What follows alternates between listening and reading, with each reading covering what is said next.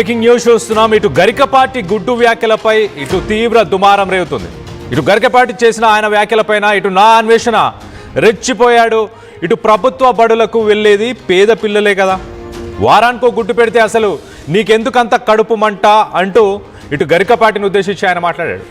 ఇటు పిల్లలకి పౌష్టికాహారం వద్దనడం మహాపాపం, నీ జాతకం బాలేదు, నోరు అదుపులో పెట్టుకోమని చెప్పినా నువ్వు వినట్లేదు అంటూ ఇటు గరికపాటిపై విరుచుకుపడ్డాడు అన్వేషణ. సారీ చెప్తే ప్రాబ్లం సాల్వ్ అవుతుంది, కానీ సారీ చెప్పకపోతే పైకి కూడా నువ్వు ప్రశాంతంగా పోవు అంటూ ఇటు అన్వేషణ సెన్సేషనల్ కామెంట్స్ అని చెప్పొచ్చు.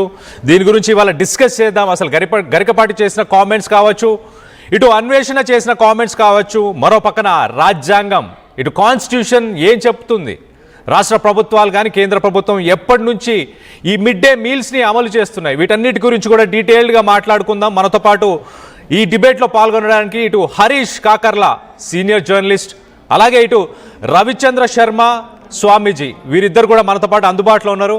దీని గురించి మాట్లాడుకునే ప్రయత్నం చేద్దాం. ఒకసారి మనం చూస్తే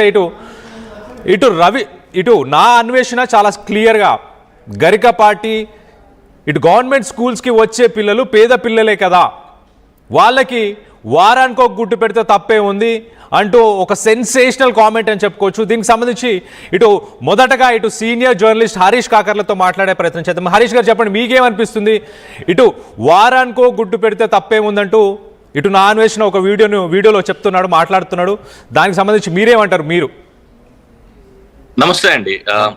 వారానికి కాదు, రోజు ఒక గుడ్డు పెట్టా కూడా తప్పేం లేదు. ప్రభుత్వాలు ఏ విధంగా అయినా పెట్టచ్చు, తప్పు లేదు. ఇంకో విషయం ఏంటంటే నాన్వేషణకు అది అడిగే హక్కు లేదు, నాన్వేషణ అడగాల్సిన అవసరం లేదు. ఆ విషయానికి సంబంధించి చాలా వల్గర్ గా వర్డ్స్ యూజ్ చేసుకుంటూ అంత మహా విద్వత్తున్న ఒక వ్యక్తిని ఆ విధంగా కించపరచాల్సిన అవసరమో, లేకపోతే తద్వారా ఈయన లబ్ధి పొందాలనుకోవడమో తప్పు. ఈయన ఏమన్నా చెయ్యాలనుకుంటే మీరు ఇవ్వకండి అయ్యా, నేను ఈ రోజు ఒక 150 దేశాలు తిరిగి నేను ఒక ఇన్ని కోట్లు సంపాదించాను, రోజు గుడ్డు పెట్టడానికి సరిపడా డబ్బులు నేనే ఇస్తాను సీఎం రిలీఫ్ ఫండ్ కి అని చెప్పి అనౌన్స్ చేయొచ్చు. అలాంటివి చేయట్లేదు. ఈయనది పట్టుకొని ఈయన ఏదో చేద్దాము, ఈయన ఏదో చేసేసినట్లయితే ఈయన అట్లాంటి కామెంట్స్ చేయకుండా ఉంటాడు, ఇలాంటివన్నీ అవసరం లేదు. మహాపండితుడు ఆయన, గరికపాటి గారు మహాపండితుడు. ఆయన ఎంత వేదాంగాలు చదివి ఆ విధంగా ఒక విద్వత్తును సాధించారు. ఆ విషయాన్ని కేంద్ర ప్రభుత్వం గుర్తించి పద్మశ్రీ ఇచ్చింది ఆయనకి. అలాంటి ఒక వ్యక్తి గురించి మాట్లాడేటప్పుడు మన నోరు ఎంత అదుపులో పెట్టుకున్నాము అనే విషయాన్ని గమనించుకోవాలి. ఈయనేదో ఒకటి మాట్లాడేసుకోవడం కాదు. నేను ఇద్దరిని అభిమానిస్తాను. నేను ఏ విధంగా అయితే గరికపాటి గారిని అభిమానిస్తానో అదే విధంగానే నాన్వేషణను కూడా ఆయన కృషిని అభిమానిస్తాను.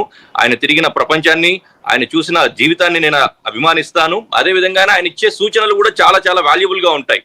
మారుమూల గ్రామాలకు వెళ్ళి ఏ విధంగా అయితే ఆయన కొన్నింటిని అండర్స్టాండ్ చేసుకుంటూ ఉంటారు, వాటిని ఏ విధంగా మనం అడాప్ట్ చేసుకోవచ్చు అని చెప్తూ ఉంటారో అది చాలా అప్రిషియేటబుల్. అదే విధంగానే ఒక వ్యక్తిని డైరెక్ట్ గా అనేటప్పుడు అలాంటి హేయమైన పదజాలం వాడడం కానీ ఆ విధమైన కామెంట్స్ చేయాల్సిన అవసరం కానీ అన్వేషణకు లేదు. రెండో విషయము, ఈ విధంగా అయితే ఇప్పుడు గరికపాటి గారు అంటూ ఉన్నారు, గరికపాటి గారు గుడ్లు విషయానికి సంబంధించి అన్నప్పుడు కూడా ప్రతి వాళ్ళు మనం గమనించాల్సింది ఏంటంటే, ఏదైతే మనము ఇతరులు చెప్పిన దాని గురించి గరికపాటి ఇలా అన్నారు మీరేమనుకుంటున్నారు, గరికపాటి గారు ఇలా అన్నారని ఏదో రాయడము, ఇలాంటి వాటికి సంబంధించి మనం కూడా అప్సెట్ అవుతూ ఉంటాం. కాకపోతే ఆయన చెప్పిన టెంపో గానీ స్టైల్ గానీ అవన్నీ కూడా కంప్లీట్లీ డిఫరెంట్. ఆయన ఏమన్నారు, పంతులు లేకపోతే ఒక ఉపాధ్యాయుడు ఈయన గుడ్లు లెక్కలు చూడాలా, ఈయనకు ఉపాధ్యాయం పాఠాలు చెప్పాలా అనే ఉద్దేశంతో అన్నారు ఆయన. రైట్. హరీష్ గారు, మీరు ఒక్కసారి మీరు అలానే లైన్ లో ఉండండి. ఒక్కసారి మనం అసలు గరికపాటి ఏం మాట్లాడాడు ఆయన మాటలను ఒక్కసారి వినే ప్రయత్నం చేద్దాం. అలాగే అన్వేషణ దానికి ఏం మాట్లాడాడు దాని కౌంటర్గా అది కూడా ఒకసారి వినే ప్రయత్నం చేద్దాం. దాని తర్వాత ఈ డిస్కషన్ కంటిన్యూ చేసే ప్రయత్నం చేద్దాం. హరీష్ గారు, భోజనం పెట్టడం వాళ్ళల్లో మధ్యాహ్న భోజనం ముఖ్యమైనది, చదువు మిధ్యాహ్నం అయిపోయింది. చదువు ఎవడికి అక్కల్లా. భోజనంలో గుడ్డెట్టారా, గడిది గుడ్డెట్టారా, అన్నం తినేవాడు కోడిగుడ్డు పెట్టడం ఏంటంటే బుద్ధి ఉందా లేదా? చదువుకోమని లేకపోతే వెళ్ళిపోమని చెప్పండి. కోడిగుడ్డు కోసం వస్తావు నువ్వు. ఈ గుడ్లు లెక్క రాయాలి మాస్టర్లు, వాళ్ళ కర్మ కాలిపోయి. చదువు చెప్పక్కల్లా. ఎన్ని గుడ్లు వెళ్ళే, ఎన్ని గుడ్లు మిగిలే, ఎన్ని గుడ్లు మధ్యలో పేలే, ఎన్ని గుడ్లు ఈ మాస్టర్ తినేసాడు. ఇంక ఇప్పుడు చదువు ఎందుకు చెబుతాడండి? అసలు పిల్లలకు భోజనం పెట్టడం ఏంటంటే వాళ్ళ భోజనాలు వాళ్ళు తెచ్చుకోవలేదు, మానేమానండి. అంటే పిల్లలకు భోజనం పెట్టి పుస్తకాలు ఇచ్చి యూనిఫార్మ్ ఇన్ని ఇస్తే వాడు చదువుతాడా? శోభనం పెళ్లి కొడుకులో మంచం ఎక్కి కూర్చుంటాడు. ఎందుకు చదువుతాడు వాడు?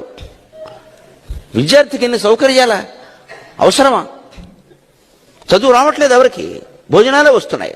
పైగా అందులో బల్లి పడింది, పిల్లి పడింది, పడదా? ఆ వండి పెట్టే వాళ్ళకి డబ్బులు ఉండవు. ఎక్కడి నుంచి ఇస్తారు? ఎంతమందికి ఇస్తారమ్మా? ధార పోస్తారు ప్రభుత్వం వాళ్ళు. ఎక్కడి నుంచి ఉన్నాయి డబ్బులు? ఇక్కడ నీ డబ్బులు పెట్టి నువ్వు చదువుకో, నీ అన్నం నువ్వు తిను, నీ బట్టలు నువ్వు కట్టుకో, నీకు ఇష్టమైతే చదువు. ప్రభుత్వం పని ఏమిటంటే, ఉభయ తెలుగు రాష్ట్రాల పెద్దలందరూ వింటారు నా కెమెరా ద్వారా కాబట్టి చెబుతున్నా, ప్రభుత్వం కర్తవ్యం బాగా చదువు చెప్పడం తప్ప పుస్తకాలు ఇవ్వడం, బట్టలు కుట్టించడం, అన్నం పెట్టడం కాదండి.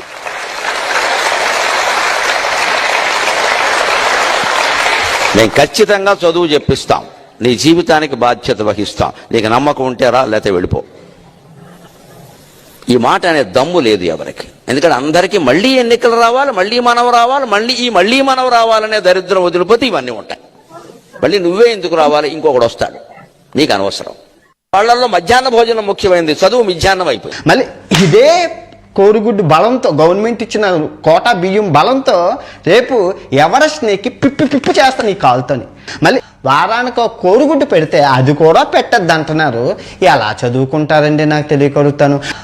నీకు ఇంకా అంతగా గొలుంటే మీరు అన్నారే 18 ఏళ్ళవాడు 55 ఏళ్ళవాడు మేమే ఆగలేము, మీరు 3 వస్తుంది అన్నారు. నిన్న పంతులు మచిలీపట్నంలోని వాడు గుళ్ళో రేపు చేశారు అమ్మాయిని. నీకు ఇంకా అంతగా పేదవాడి మీద పాపం అండి, చాలా పాపం. మీరు క్షమాపణ చెప్తే మొత్తం ప్రాబ్లం సాల్వ్ అయిపోతుంది. పేదవాడి మీద పాపం అండి, చాలా పాపం. మీరు క్షమాపణ చెప్తే మొత్తం ప్రాబ్లం సాల్వ్ అయిపోతుంది. రైట్. ఇటు గరికపాటి గారు చేసిన స్టేట్మెంట్ స్టూడెంట్స్ని ఉద్దేశించి చాలా క్లియర్గా మాట్లాడారు. మధ్యాహ్నం పూట భోజనం పెట్టాల్సిన అవసరమే ఉంది.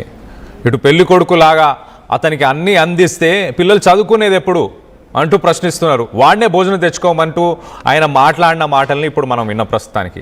కానీ మరొక పక్కన ఇటు అన్వేషణ ఏమంటున్నాడంటే, వాళ్ళ సొంత అన్న ఒక గవర్నమెంట్ స్కూల్ అని చదువుకున్నాడు. మధ్యాహ్నం భోజనం పథకంలో ఆ మిడ్ డే మీల్లోనే కొంత భోజనం ఇంటికి వస్తే నేను తినేవాడిని, అది తినే నేను కొద్దిగా పౌష్టికంగా ఆహారమైన తిన్నాను కాబట్టి, కొంచెం న్యూట్రిషియస్ ఫుడ్ తిన్నాను కాబట్టి బలంగా ఉన్నాను.